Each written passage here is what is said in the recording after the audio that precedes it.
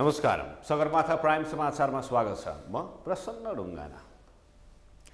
नमस्कार, म वसुधा केसी। सुरुमा प्रमुख समाचार। ओखलढुङ्गा र बर्दियामा सवारी दुर्घटना हुँदा 9 जनाको मृत्यु, 3 जना घाइते।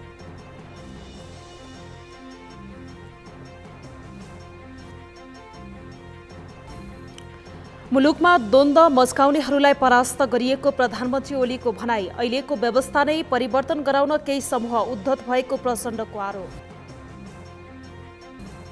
जाजरकोटमा 14 वर्षदेखि विद्युत निर्माण अलपत्र, 300वटा विद्युतीय बस खरिद गर्ने सरकारी निर्णय पनि कार्यान्वयनमा आएन। रेल ल्याउने कुरा गृह कार्यमै सीमित।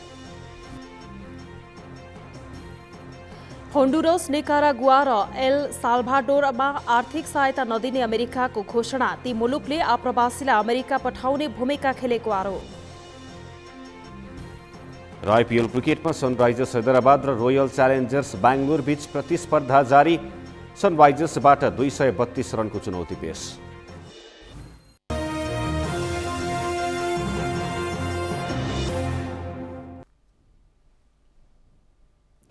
अब समाचार विस्तारमा। ओखलढुङ्गाको मानेभन्ज्याङमा स्कर्पियो जीप दुर्घटना हुँदा 6 जनाको मृत्यु भएको छ। प्रहरीका अनुसार मानेभन्ज्याङ गाउँपालिका 6 डडुवा खोला भन्ने ठाउँमा बा 16 2207 नम्बरको स्कर्पियो जीप मध्याह 12:30 बजेतिर दुर्घटनामा परेको हो। हलेसीबाट काठमाडौँ आउँदै गरेको स्कर्पियो जीप ओखलढुङ्गाको मानेभन्ज्याङमा दुर्घटनामा परेको हो। दुर्घटनामा 3 जना घाइते भएको जनाइएको छ। जिल्ला प्रहरी कार्यालयले स्थानीय मानेभन्ज्याङ प्रहरी चौकीबाट प्रहरी टोली उद्धारका लागि पुगेको जनाएको छ। यसैबीच बर्दियामा आज बिहानै मोटरसाइकल दुर्घटना हुँदा 3 जनाको मृत्यु भएको छ। पूर्व पश्चिम राजमार्गको बारबर्दिया नगरपालिका 9 बतगाईमा 2 मोटरसाइकल आपसमा ठोकिँदा 3 जनाको मृत्यु भएको हो। मृत्यु हुनेमा बर्दियाको मधुवन नगरपालिका 1 इन्द्रपुरका 21 वर्षीय सूरज चौधरी, कृष्णा चौधरी र बारबर्दिया नगरपालिका 9 का 23 वर्षीय खगेन्द्र बस्नेत रहेको जिल्ला प्रहरी कार्यालय बर्दियाले जनाएको छ। प्रहरीका अनुसार भे 8 प 6968 र बा 91 प 9377 नम्बरको मोटरसाइकल आपसमा ठोकिँदा घाइते भएका 3 जनाको कोहलपुर स्थित शिक्षण अस्पतालमा उपचारका क्रममा मृत्यु भएको हो। प्रधानमन्त्री केपी शर्मा ओलीले मुलुक अब सबल र सुदृढ अवस्थामा रहेको बताउनु भएको छ। रिपोर्टर्स क्लबको 21औं वार्षिक उत्सवको अवसरमा आज काठमाडौँमा आयोजित कार्यक्रमलाई सम्बोधन गर्दै प्रधानमन्त्री ओलीले यस्तो बताउनु भएको हो। विभिन्न नाममा द्वन्द्व मचाउने र आन्तरिक लडाईँ गराई मुलुक टुक्र्याउन खोज्ने शक्तिलाई पराजित गराइसकिएकाले अब मुलुक सबल रूपमा अघि बढेको दावी गर्नुभयो।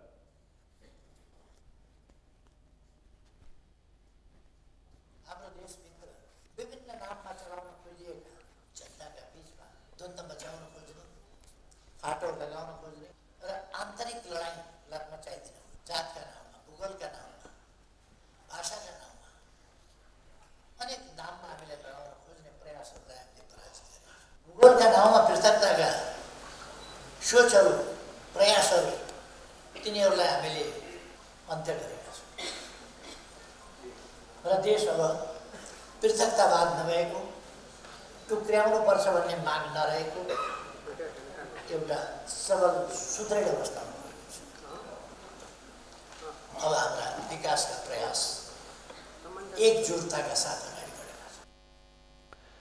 संविधान कार्यान्वयनका लागि आवश्यक कानुन र संरचना निर्माण गरे कार्यान्वयनको आधार तयार भइसकेकाले अब सम्पूर्ण शक्ति समुन्नत विकास र समृद्धिमा केन्द्रित गरिने बताउनुभयो। राष्ट्र निर्माणको महाअभियानमा सबैको योगदान सकारात्मक हुनु जरुरी रहेको भन्दै उहाँले अनुचित विरोधले भ्रम र अन्यल सृजना गर्नेतर्फ सजगता अपनाउन आग्रह गर्नुभएको छ।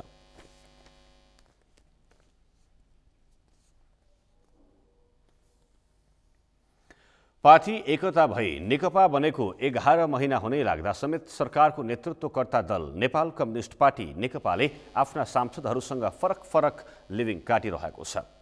पार्टीले लेभीको मापदण्ड निश्चित नगरेकै कारण तत्कालीन नेकपा एमालेका सांसदहरूको नाममा हरेक महिना करिब 1.5 लाख रुपैयाँ बढी लेभी काटिरहेको छ। श्रीकृष्ण सुवेदीको रिपोर्ट।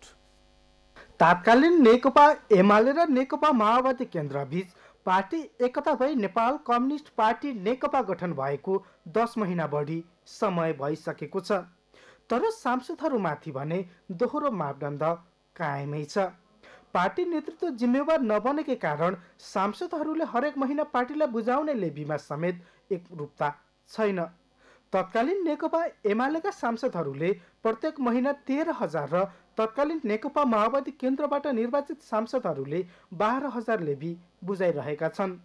तर नेकपा संसदीय दलले भने नीतिगत निर्णय अभावका कारण दोहोरो मापदण्ड हुन पुगेको दाबी गर्छ।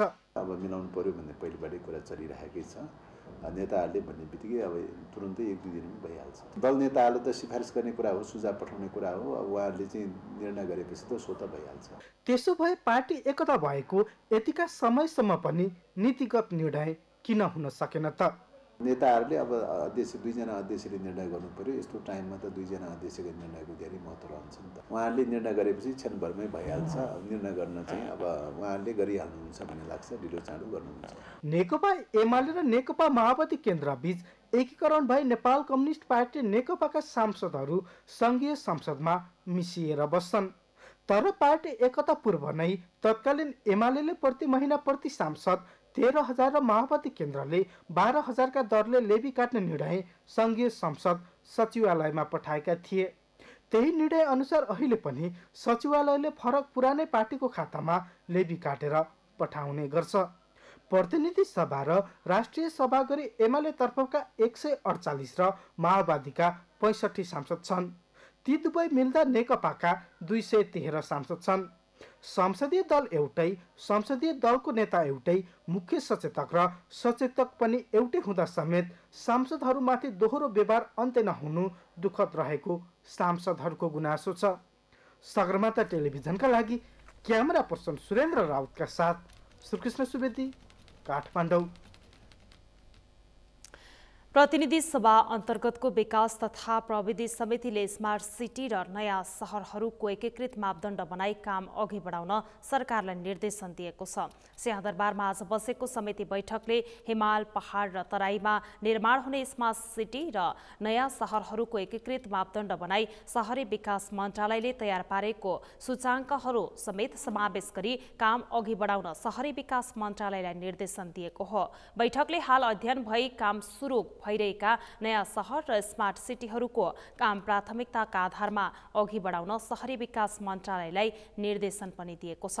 त्यस्तै बैठकले बाहिरी चक्रपथ सडक आयोजनाको निर्माण सम्बन्धमा छलफल गर्नुपर्ने भन्दै अर्थ मन्त्रालय, शहरी विकास मन्त्रालय र सरोकारवाला निकायहरूसँग छलफल गर्ने निर्णय पनि गरेको छ। बैठकमा शहरी विकास मन्त्री मोहम्मद इख्तियार राईले मन्त्रालयका कार्यक्षेत्रका कारण पनि समस्या देखिएको बताउनु भयो। उहाँले अहिले नगरपालिकाहरूले नै शहरका अधिकांश काम गर्ने भएकोले मन्त्रालयले हस्तक्षेप गर्न नमिल्ने बताउनु भयो। यसमा चाहिँ हामी ढुक्क हौं, त्यो पहिलो प्राथमिकतामा हो चाहिँ हामी राखेका छौं। त्यसलाई चाहिँ मलाई जहाँसम्म लाग्छ धेरै समस्याको विषय हुँदैन। र 5 वटा इन्डिकेटर भित्र पनि धेरै इन्डिकेटरहरू मान्नुस् न, हामीले स्मार्ट गभर्नेन्स, स्मार्ट पिपलका कुरा गरेँ। स्मार्ट पिपल भनेको कोट प्यान्ट चेक लगाइदिने होइन, त्यसको एजुकेसन सेक्टरदेखि स्वास्थ्यदेखि सबै कुराहरू सामाजिक पूर्ण रूपमा चाहिँ हामी विकास गर्ने भनेर चाहिँ हो। बैठकमा सांसदहरूले काठमाडौँ उपत्यकामा नभई ग्रामीण क्षेत्रलाई स्मार्ट सिटी बनाउनु पर्ने सुझाव दिए। सांसद प्रभु शाहले गुरु योजनाका लागि डीपीआरमा करोडौं रुपैयाँ खर्च गरे पनि कुनै उपलब्धि हुन नसकेको बताउनु भयो। डीपीआर बनाउने काम नगरपालिकाका इन्जिनियरहरूलाई जिम्मा दिनुपर्ने बताउनु भयो। सांसद टोप बहादुर रायमाझीले काठमाडौँ उपत्यकाको संरचनालाई नभत्काई स्मार्ट सिटी निर्माण गर्न नसकिने धारणा राख्नुभयो। बैठकमा काठमाडौँ उपत्यका विकास प्राधिकरणका विकास आयुक्त भाइकाजी तिवारीले बाहिरी चक्रपथ विकास आयोजनाको डीपीआर नै संशोधन गर्नुपर्ने धारणा राख्नु भएको थियो। जग्गाको मुआवजालाई लिएर हुने विवादका कारण तथा आवश्यक बजेटको समेत व्यवस्था नहुँदा आयोजनाको काम अघि बढाउन नसकिएको तिवारीको भनाइ छ।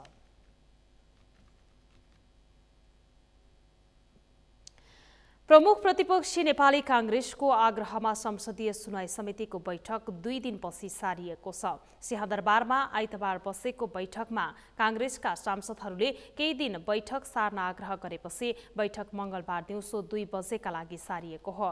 प्रमुख निर्वाचन आयुक्तको सिफारिस दिनेश थपलियाको सुनवाई गर्न आइतबार बैठक बोलाइएको थियो। सुनवाई समितिमा कांग्रेसबाट प्रतिनिधित्व गर्ने सदस्यहरूले परिषदको सिफारिसका विषयमा सभापति देउवासँग छलफल छलफल गर्नुपर्ने भएकोले बैठक केही दिन सार्न माग गरेका हुन्।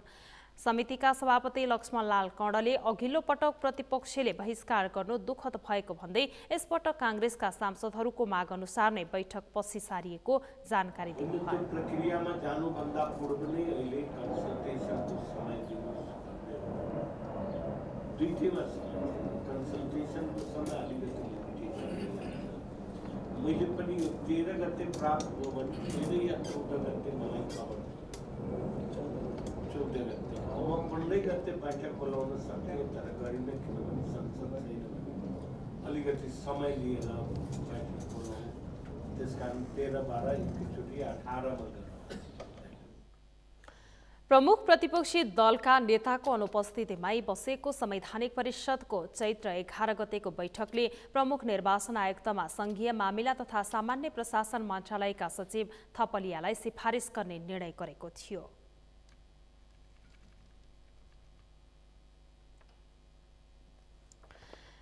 नेपाल कम्युनिस्ट पार्टी नेकपाका वरिष्ठ नेता माधव कुमार नेपालले युवाहरूका लागि राज्यले रोजगारी सिर्जना गर्नुपर्ने बताउनु भएको छ।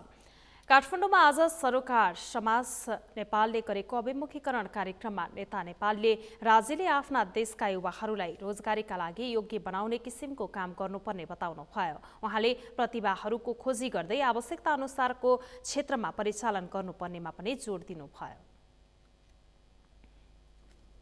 हामीले मैले त आफ्नो समयमा जोड दिएको थिएँ ट्यालेन्ट सर्च हो भनेपछि प्रतिभाहरूको खोजी गर ती प्रतिभाहरू प्रत्येक क्षेत्रका अगुवाहरू को छन् अवश्य पनि अगुवा मान्छे दुई हिसाबले एउटा बाटो हुन्छ जन्मेदेखि नै खुबी र क्षमता बोकेर अघि बढेको व्यक्तिमा इनिसिएटिभ लिने एउटा पक्ष छ। नेता नेपालले स्वदेशमा नै आत्मनिर्भर भएर लाग्न युवाहरूलाई सुझाव दिँदै मुलुकको विकास र समृद्धिमा हातेमालो गर्न आग्रह गर्नुभयो। राष्ट्रिय प्रजातन्त्र पार्टीले हिन्दू राष्ट्र पुनर्स्थापनाका माग गर्दै हस्ताक्षर अभियान सुरु गरेको छ। हिन्दू राष्ट्रको पक्षमा जनमत देखाउने उद्देश्यले 77 वटै जिल्लामा हस्ताक्षर अभियान सुरु भएको राप्रपाले जनाएको छ। चैत्र 23 गतेसम्म हस्ताक्षर अभियान सञ्चालन हुनेछ। विश्वकै हिन्दूहरूको पहिचानका लागि पनि नेपाललाई हिन्दू राष्ट्र पुनर्स्थापना गर्न 1 हप्ते हस्ताक्षर संकलन अभियान सञ्चालन गरिएको पार्टीका नेता बुद्धिमान तामाङले जानकारी दिनुभयो। संकलन गरिएको हस्ताक्षर आगामी चैत्र 23 गते प्रधानमन्त्री केपी शर्मा ओलीलाई बुझाउने राष्ट्रिय प्रजातन्त्र पार्टीको योजना छ। 81% भन्दा बढी हिन्दूहरू बसोबास रहेको मुलुकमा हिन्दू राष्ट्र पुनर्स्थापना गर्न सरकारलाई दबाब दिन सो हस्ताक्षर संकलन अभियान सुरु गरिएको राप्रपाले जनाएको छ। समाचारमा अब एकैछिन विश्रामपछि जाजरकोटमा 14 वर्षदेखि विद्युत निर्माण अल्पत्र 300 वटा विद्युतीय बस खरिद गर्ने सरकारी निर्णय पनि कार्यान्वयनमा आएन। रेल ल्याउने कुरा गृह कार्यमै सीमित। भारतबाट अवैध रूपमा नेपाल भित्राउँदै गरेको 22,30,000 मूल्य बराबरको अवैध औषधि बरामद, 4 जना नियन्त्रणमा।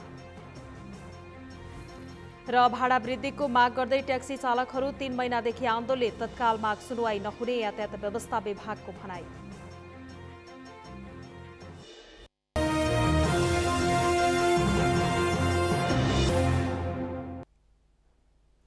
विश्रामपछि सगरमाथा प्राइम समाचारमा स्वागत छ। अब बाँकी समाचार। जाजरकोटमा एक आयोजना 14 वर्षदेखि अल्पत्र परेको छ। आयोजना निर्माणको सामान नपुग्दा तथा उपभोक्ता समितिको चरम लापरवाहीका कारण आयोजना अल्पत्र परेको हो। जाजरकोटबाट बद्री पन्तको रिपोर्ट।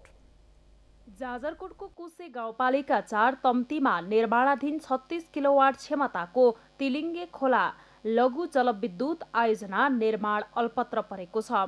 2 वर्षमा नै निर्माण सम्पन्न गर्नुपर्ने आयोजना आर्थिक अभाव लगायतका कारण देखाएर 14 वर्षदेखि अल्पत्र परेको हो।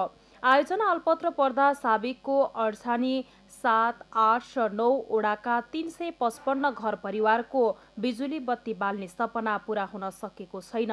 निर्माण सामग्रीहरू निर्माण स्थलमै अल्पत्र छन्। कति सामान 5 काटिया, थलह, सल्ली बजार लगायतका स्थानमा छरपष्ट छन्। कति त खिया लागेर काम नलाग्ने अवस्थामा पुगेका छन्। निर्माण जिम्मा लिएको उपभोक्ता समितिको लापरवाहीले 2 वर्षमै बन्ने आयोजना 14 वर्षसम्म पनि बन्न नसकेको भन्दै तम्तीवासी आक्रोशित बनेका छन्। 14 वर्ष बितिसक्दा पनि हजुरको 365 घर दूरीको आशा थियो।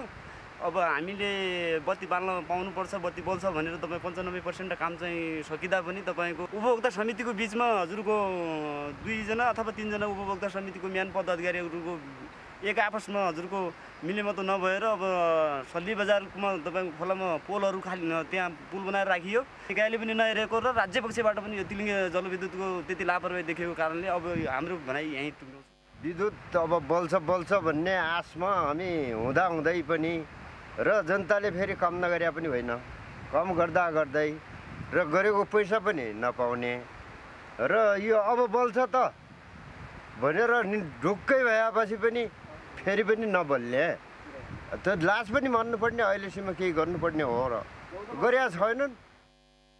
करोडौंको सरकारी लगानी बालुवामा पानी जस्तै भएको स्थानीयको भनाइ छ। निर्माण समितिबाट रकम अनियमितता समेत भएको स्थानीयले आरोप लगाएका छन्।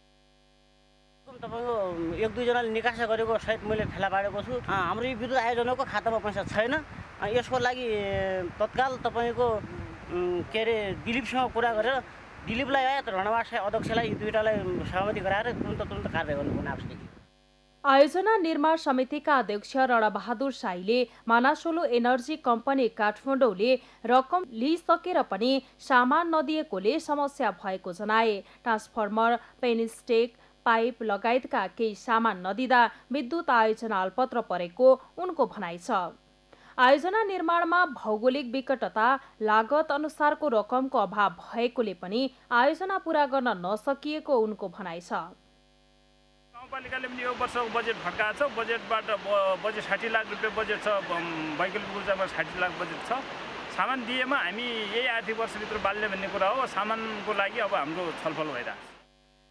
आयोजना 3 करोड लागतमा निर्माण गर्न लागिएको थियो। आयोजना निर्माणका लागि वैकल्पिक ऊर्जा प्रबन्धन केन्द्र, तत्कालीन जिल्ला विकास समिति, गाविस तथा कुसे गाउँपालिका लगायतले लगानी गरेका छन्। 2076 सालमा हेलिकप्टरबाट आयोजनाको सामान ढुवानी गरेको थियो। विद्युत आयोजना अल्पत्र भएपछि स्थानीयवासी मैनबत्ती, टुकीमारा र सल्लाहको दियालो बालेर बस्न बाध्य छन्। सगरमाथा टेलिभिजनका लागि जाजरकोटबाट बद्री पन्तको रिपोर्ट। सरकारले आफ्नै लगानीमा 300 वटा विद्युतीय बस खरिद गर्ने निर्णय गरेको 3 महिना नागेको छ। काठमाडौँ उपत्यकामा बढ्दो ट्राफिक जाम र प्रदूषण नियन्त्रणका लागि विद्युतीय ऊर्जाबाट चल्ने सार्वजनिक यातायातलाई प्रोत्साहन गर्ने सरकारको यो नीति आजसम्म कागजमै सीमित छ। मेनुका श्रेष्ठको रिपोर्ट। काठमाडौँ उपत्यकाको आकाशमा वायु प्रदूषणको मात्रा उच्च छ। वातावरणीय प्रदूषण अध्ययनका हिसाबले उपत्यकाको हावामा जनस्वास्थ्यका लागि हानिकारक विषाक्त पदार्थको मात्रा बढी छ, जसमा सवारी साधनले फाल्ने धुवाँबाट निस्कने प्रदूषणको भूमिका सबैभन्दा डरलाग्दो छ। यही अध्ययनका आधारमा सरकारले प्रदूषण नियन्त्रणका लागि भन्दै विद्युतीय सवारी साधन प्रयोगमा ल्याउने घोषणा गरेको हो। 3 महिना अघि सरकारले गरेको निर्णयमा उपत्यकामा एकैसाथ 300 वटा विद्युतीय बस भित्राउने उल्लेख छ।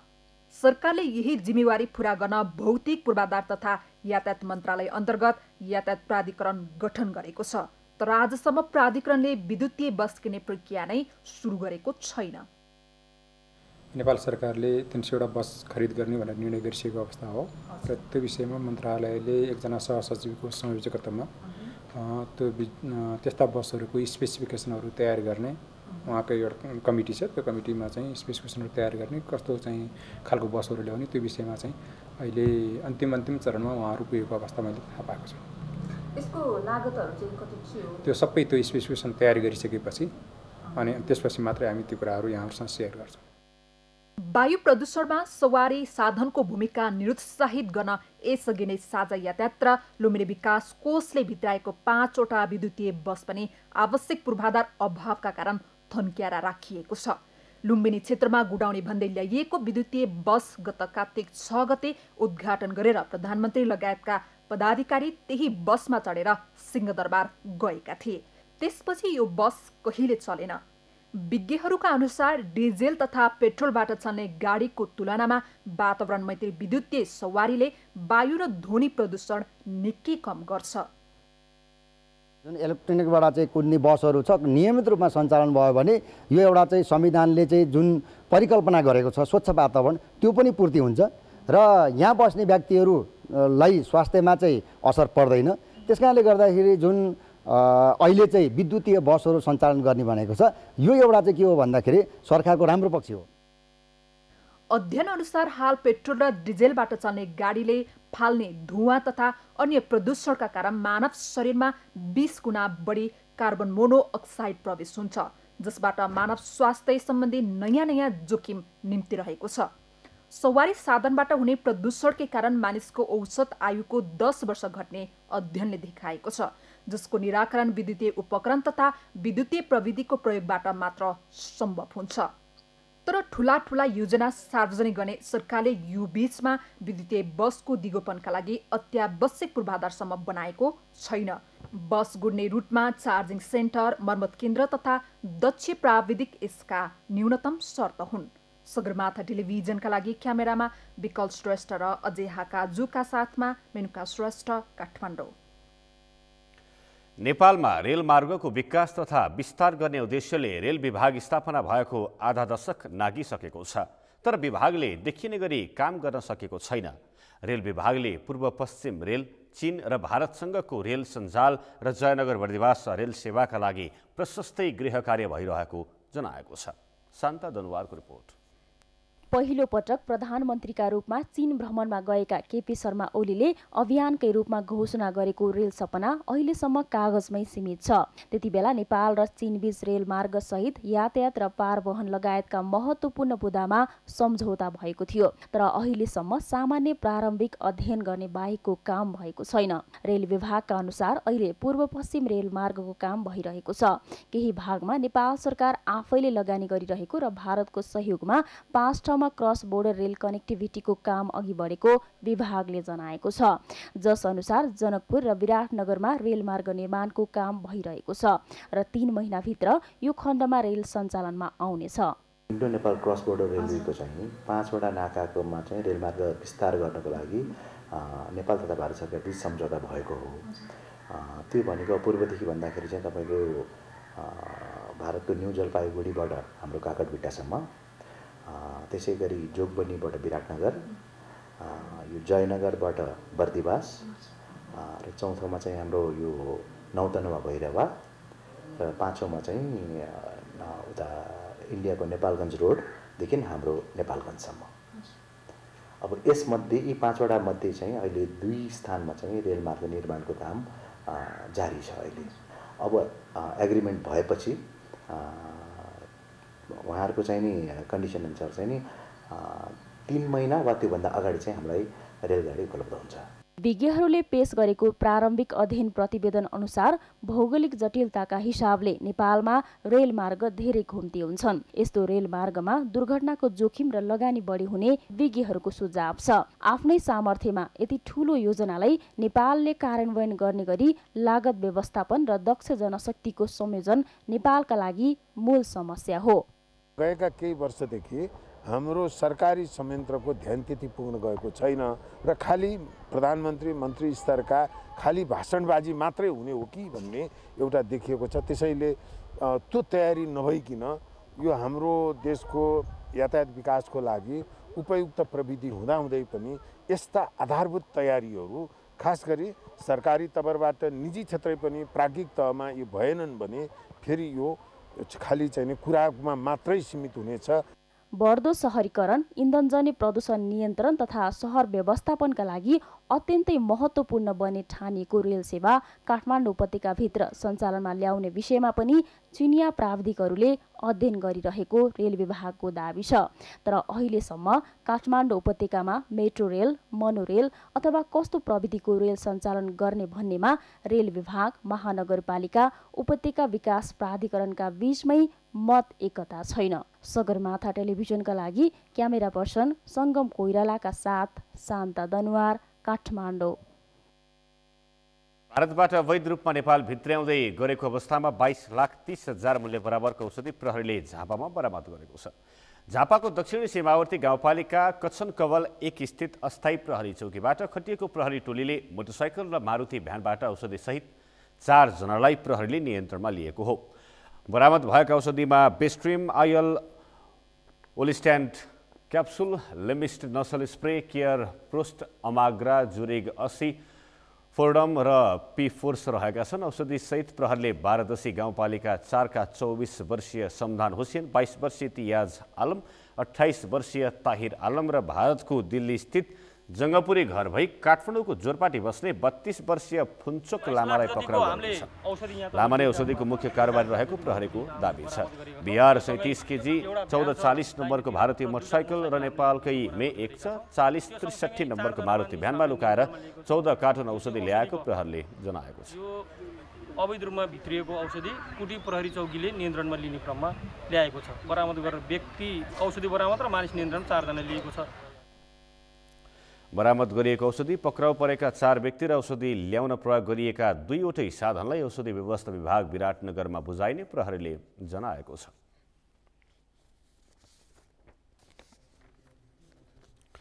सगरमाथा समाचारमा फेरि एकैछिन विश्रामपछि होन्डुरस, निकारागुआ र एल साल्भाडोरलाई आर्थिक सहायता नदिने अमेरिकाको घोषणा। ती मुलुकले आप्रवासीलाई अमेरिका पठाउने भूमिका खेलेको आरोप।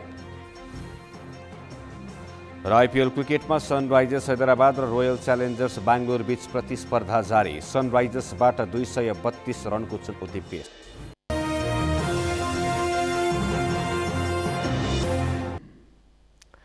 अब पालो अर्थ समाचारको। अर्थ समाचारका प्रायोजक हो आफ्नो विश्वास हो त्रिशक्ति सिमेन्ट। सरकारले आयोजना गरेको 2 दिने लगानी सम्मेलन सकिएको अर्को दिन प्रधानमन्त्री केपी शर्मा ओलीले सम्मेलन फलदायी भएको टिप्पणी गरेका छन्। 15 वटा विभिन्न समझदारीमा हस्ताक्षर भएको सम्मेलनमै शोकेसका रूपमा राखिएका 77 परियोजना 17 वटामा मात्रै लगानीका लागि प्रस्ताव आउनुले अपेक्षित रूपमा उपलब्धिमूलक नभएको विज्ञहरूले बताएका छन्। अमृतराज काफ्लेको रिपोर्ट। 2 दिनसम्म काठमाडौँमा चलेको लगानी सम्मेलनमा 40 देशका 600 बढी विदेशी लगानीकर्ता सहभागी थिए। सरकारले धेरै जोड दिएको मोनोरेल सहित अन्य ठूला आयोजनामा विदेशी लगानीकर्ताको चासो रहने अपेक्षा समेत थियो।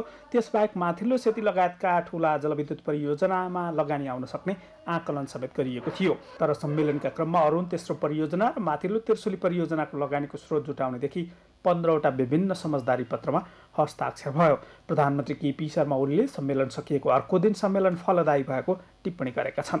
हामीले अन्तर्राष्ट्रिय लगानी सम्मेलन अत्यन्तै उत्साहपूर्ण उपलब्धिपूर्ण ढङ्गले सम्पन्न गर्यो। त्यसमा हाम्रो सम्पूर्ण राष्ट्रिय ऐक्यबद्धता, राष्ट्र एक ठाउँमा रह्यो, एकजुट रह्यो। राष्ट्रका सम्पूर्ण प्रयास एक दिशामा, एक आवाजका साथ, एकै ढङ्गका पाइलाहरूका साथ अगाडि बढेको सन्देश पनि हामीले त्यसमार्फत दियौँ। तर माथिल्लो त्रिशुली तेस्रोको कोरियन लगानीकर्ताले डिपिआर मात्रै तयार गरिसकेको छैन, विद्युत प्राधिकरणसँग विद्युत खरिद सम्झौता समेत गरिसकेको छ। त्यस्तै 900 मेगावाट क्षमताको अरुण तेस्रोमा भारतीय लगानीकर्ता सतलजले बनाउने विषयमा भारतीय प्रधानमन्त्री नरेन्द्र मोदी नेपाल भ्रमणका क्रममा सहमति भइसकेको थियो। उसले लगानीको स्रोत भने जुटाउन सकेको थिएन। तर परियोजनाको उद्घाटन भने प्रधानमन्त्री केपी शर्मा ओलीको अघिल्लो वर्ष भएको भारत भ्रमणकै बेला सम्पन्न भएको थियो। अर्थविदहरू समेत लगानी सम्मेलन अपेक्षित रूपमा उल्लेख्य हुन नसकेको बताएका छन्। अप्रिल 20 सम्मलाई समय दिया हुनाले अहिले नै धेर थोरै आयो भन्ने अवस्था चाहिँ छैन। मलाई चाहिँ एउटा कुरामा चाहिँ अलि बढी आइडिया भए हुन्थ्यो भन्ने कहाँ चाहिँ लाग्यो भने 16 वटा परियोजनाको लागि 17 वटा निवेदन परे र अब यसमा चाहिँ 16 वटा परियोजनाको लागि कमसेकम 32 वटा निवेदन परिदिएको भए अथवा त्योभन्दा बढी परियोजनाको परेको भए त राम्रै हो। तर 16 वटामा परे पनि यो 16 वटा चाहिँ उपयुक्त, बढी उपयुक्त देखेर हाले होलान् उनीहरूको दृष्टिकोणबाट लगानीकर्ताले। अब त्यसमा चाहिँ 32 वटा भइदिएको भए, 35 वटा भइदिएको भए सरकारलाई चाहिँ अलिक कम्फर्टेबल हुन्थ्यो। त्यसबाहेक 2 वर्ष अघि भएको लगानी सम्मेलनमा समेत करिब 14 खर्ब रुपैयाँको लगानी प्रतिबद्धता आएको थियो, तर प्रतिबद्धता अनुसार लगानी आएन। अहिले पनि करिब 12 खर्ब बराबरको लगानी प्रतिबद्धता आएको लगानी बोर्डले जनाएको छ, तर औपचारिक रूपमा सरकारी निकायले कहाँबाट कति रकम आयो भन्ने जानकारी गराएको छैन। सगरमाथा टेलिभिजनका लागि क्यामेरामा के सत्यमिल सिन्हाका साथमा अमृतराज काफले, काठमाडौँ। यो सँगै हामी समाचारको अन्त्यमा छौँ। अन्त्यमा प्रमुख समाचार पुनः एकपटक। ओखलढुङ्गा र बर्दियामा सवारी दुर्घटना हुँदा 9 जनाको मृत्यु, 3 जना घाइते।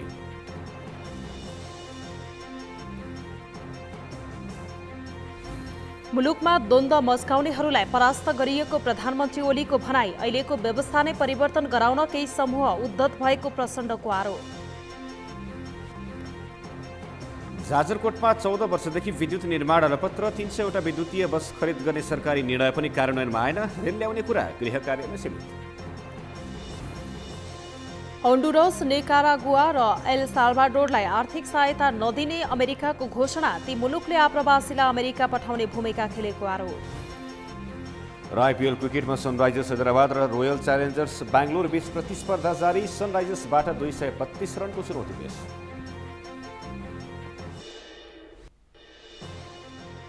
हवस् त, सगरमाथा प्राइम समाचार अहिलेलाई सकियो। तपाईँ समाचार बुलेटिनका साथै सगरमाथा टेलिभिजनका सम्पूर्ण कार्यक्रम www.sagarmatha.tv मा प्रत्यक्ष पढ्न र हेर्न सक्नुहुनेछ। साथै युट्युबमा youtube.com/sagarmatha.tv नेपालमा पनि हेर्न सक्नुहुनेछ।